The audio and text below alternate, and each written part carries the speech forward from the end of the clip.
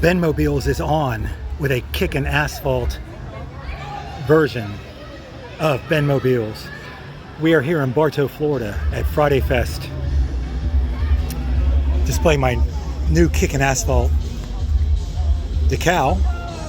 That was applied by Hollywood Tent in Bartow, Florida. The old one was peeling, so I went with a new one. And they're hard to get, so I'm glad I got one. Okay, so we're going to show you some asphalt kickers here.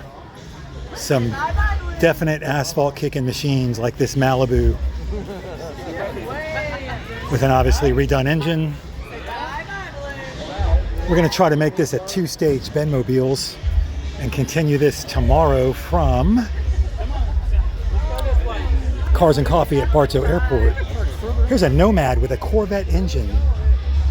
That's a 5.7 liter SL something, probably a 3. I believe I've seen this before. It's a two-door Nomad. I'm not sure if they were all two-door or not, but my buddy Jack Reich could probably answer that. But that is a definite kicking asphalt machine. I don't have to bleep anything there, right? Here's another one, a 1970 442. I may have shown this car before. Automatic, original interior, nice shape, convertible. It just finished raining here, so and here's some more. A 69 Nova Super Sport. It's a Yenko. I think I've shown this before too. 396, 350 horsepower, 396. He's got something leaking right there. Could be gasoline. Not a good place for it to leak. Don't know if this is a real Yenko or not. It's a manual.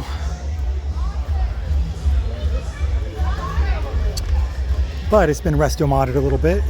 Chevelle SS, another kicking asphalt machine. That's the Scooby-Doo mobile. Hey, Scooby! All right, got a bunch of Corvettes. There's a nice RS Camaro. Here's a Chevy pickup that's been resto-modded heavily. What engine is that? Just a small block. Nice. Heavily chromed small box Chevy. Got a lot of Edelbrock equipment there. Look at that interior. Holy moly. That is really cool. That's, wow. That's, talk about a resto mod. This was done right. I'm being paged. Okay, we're back. Somebody had some questions about the Camaro, and my friend Jay Camaro wanted to borrow my squeegee, so took care of that. So we're back at the truck, and then we have a street rod. This is a 31 Ford Coupe, which obviously has been resto-modded. Looks like he's running some sort of nitro or something there. Judged by that little gauge, but I'm not sure. That could just be a fuel pressure gauge. And here's a 1940 Ford Deluxe Coupe. All steel car. You don't see that anymore. Wow, he's got a 427 Ford with 552 horsepower. 457 pounds of torque. That's serious stuff. Wow. A Ford racing engine. Heavily badged. That's pretty nice though. Nice Corvette. And here's Jay Camaro's 30th anniversary. And he's using my squeegee to clean it up. But that's okay. There was a bubble clear coat on the other side. Yeah, so this is obviously a T-top car like mine. The major difference is it is a manual. So it's a 6-speed Hurst. All right. That's almost the end of the row. Volkswagen vans, well, we'll just stroll on by that. Although we'll have a quick look at the little models he has here. That's kind of cool. People do this, they get the die-cast models of their cars. I've been looking for one for mine, but I can't find one. A little camper action. I'll take a Class A motorhome any day. All right. We're gonna run on down the road here and see what other kicking asphalt machines we can find. I know there's a nice Mustang down here. I don't know if it's a real Mustang though. I think it's a fake, but we'll see. You can offer your opinions in the comments. Nice Austin Healey. This is kind of a cool car. You don't see many of these around. Austin Healey, a very small British company. I don't think they still exist. They could, but I don't think so.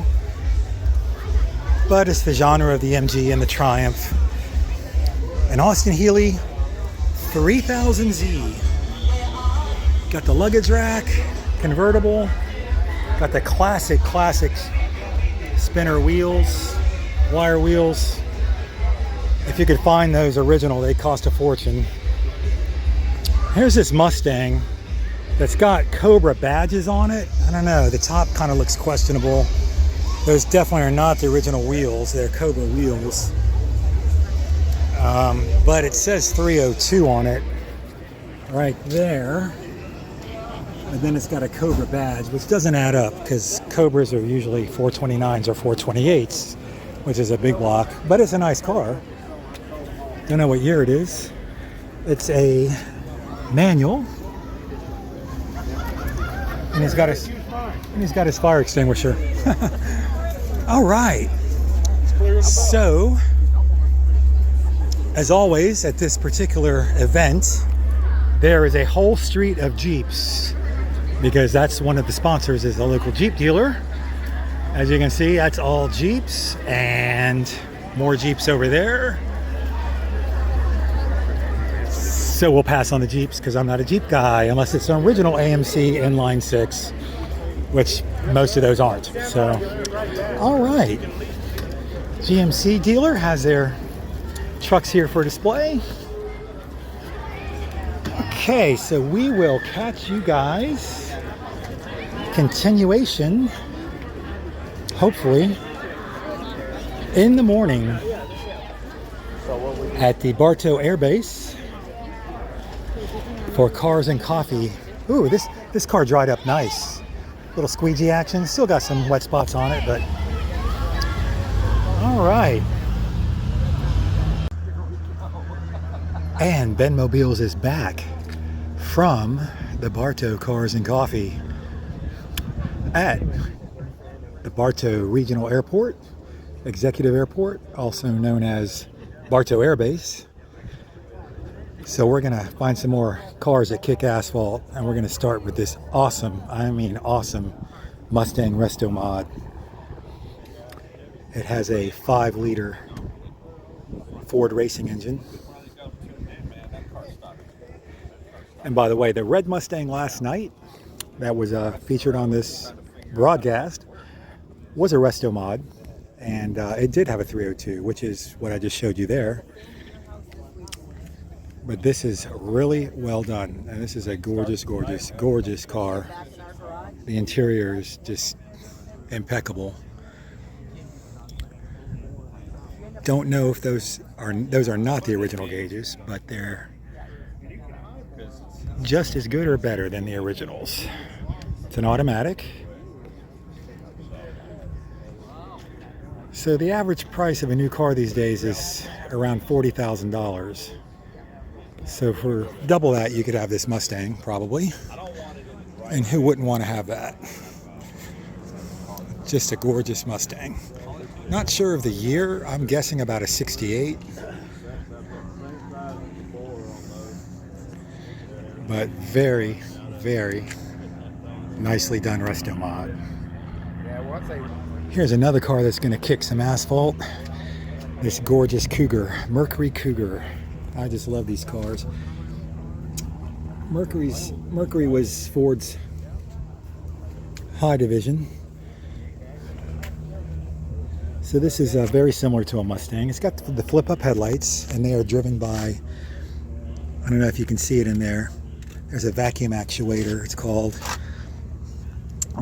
You can see the tube right there going to it.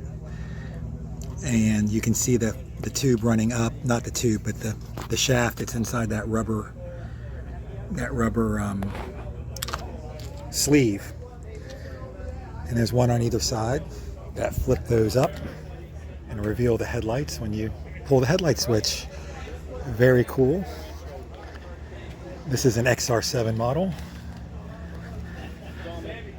The interior looks to be original and good shape. He's got his Pioneer deck in there for sound. But other than that, obviously the engine's been redone. This car also had sequential tail lights on it, so when you put the blinker on, it would blink across, kind of like a moving arrow. I'm not seeing the mechanism for that, but they were manual.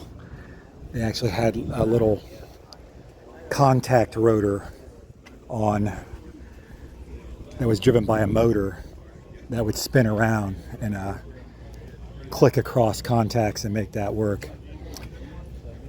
We've shown this car before. This car will also kick asphalt. This is a Coronet convertible V8. Very tasteful restoration. I believe that's a 440 engine. He's got the classic fuzzy dice on his mirror.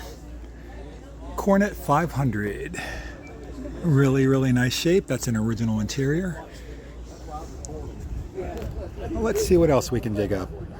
Here's a beautiful, beautiful 60 Corvette. He's got the tri-pack on it, which is 3 2-barrel carburetors. That probably went sideways on you, but this car looks to be mostly original. It's got added on air, but it was very well done. There's the compressor, and obviously it's a convertible with the hardtop option. But the blowers you see there are actually added on. They look factory, but they're not. I was surprised to learn that. I thought they rigged the evaporator through the original blower vents for the heater, but that's not the case. But it looks really good, and you see it under right there, the blowers, the vents under the driver's console. But this is a very, very nice 1960 Corvette. You don't see too many in that good a shape. I've shown this car in past broadcasts, and this is just a crazy car. It's an MG, a 57 MGA Roadster resto mod. The guy did this in his garage, and you can read all about it there. So it has a 5.7, which is a 350 Chevy motor in it, and that's crazy because this is not a big car at all. I mean, I don't know how he got that in there. Nobody does except him. The steering linkage is just a work of art. How he got that figured out, and down to his gearbox, his steering gearbox. Just amazing. But this car would definitely kick some asphalt, and there's with a Ford 9-inch rear end. He's got no problems. Hurst shifter. That's amazing, really. Really, really cute car too. But if you run across this and he's challenged you in a stoplight, back off. Unless you got something very heavy duty. 64, 65 fuel injection. Right. He's got, that Corvette fuel injection. So this is a 1927 Ford Roadster resto mod. And this is pretty interesting. As you can see, the interior has been redone rather nicely. Not sure if there's a top for this, but I guess there is. It goes on there somehow. This is a Corvette engine, and it has what they call the Rochester fuel injection. These came on the early 60 models, definitely on the 63s. They're kind of rare. It was an option. It's a manual fuel injection, unlike later fuel injections when fuel injection became all the rage. This was way ahead of its time. But that's it. That box that sits on top, there's the breather. Rochester fuel injection. It's got the Corvette logo on it. And he's got a Corvette engine in this thing. I'm not sure which one it is. It's probably a 327, I'm guessing, by the looks of it. But it certainly is visible. That's a nice rod.